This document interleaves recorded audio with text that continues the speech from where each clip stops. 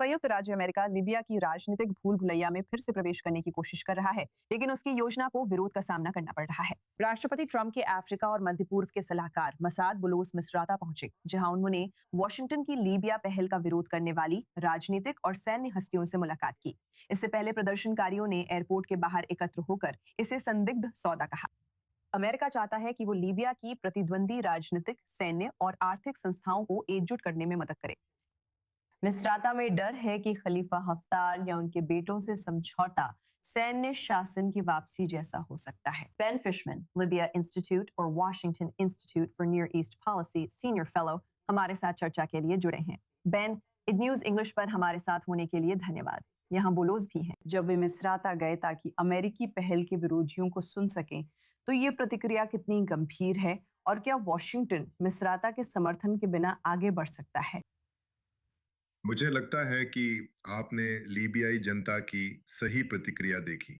ये सिर्फ मिसराता नहीं है, बल्कि पूरी आबादी है।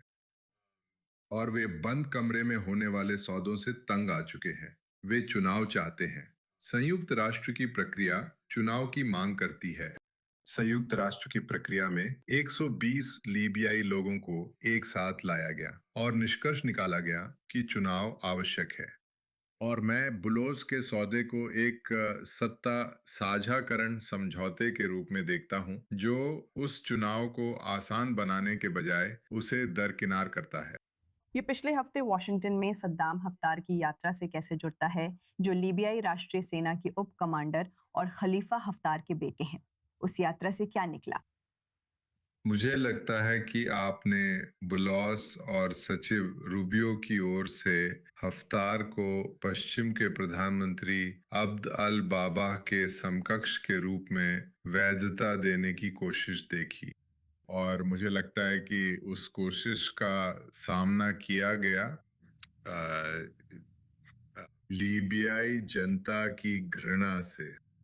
वे स्पष्ट रूप से अपने अपने दायरों में मजबूत शख्सियतें हैं, लेकिन ये मत भूलिए कि दबाव खुद मिस्राता से आते हैं और वे उस आबादी को किसी तरह की सत्ता साझा व्यवस्था का समर्थन करने के लिए एकजुट नहीं कर सकते। और सद्दाम पूर्व में उतने प्रभावशाली नहीं हैं जितना लोग या प्रशासन सोचते हैं। तो मुझे लगता है कि ये यात्रा उस समझौते को हासिल करने में सफल नहीं रही जो वे चाहते थे। विश्वसनीय योजना में क्या होना चाहिए ताकि लीबियाई लोग उसे वैध समझें?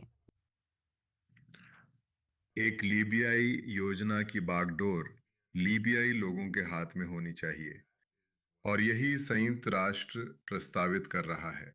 और इसे लीबियाई लोग ही चला रहे हैं और इसमें एक आर्थिक पहलू भी शामिल है।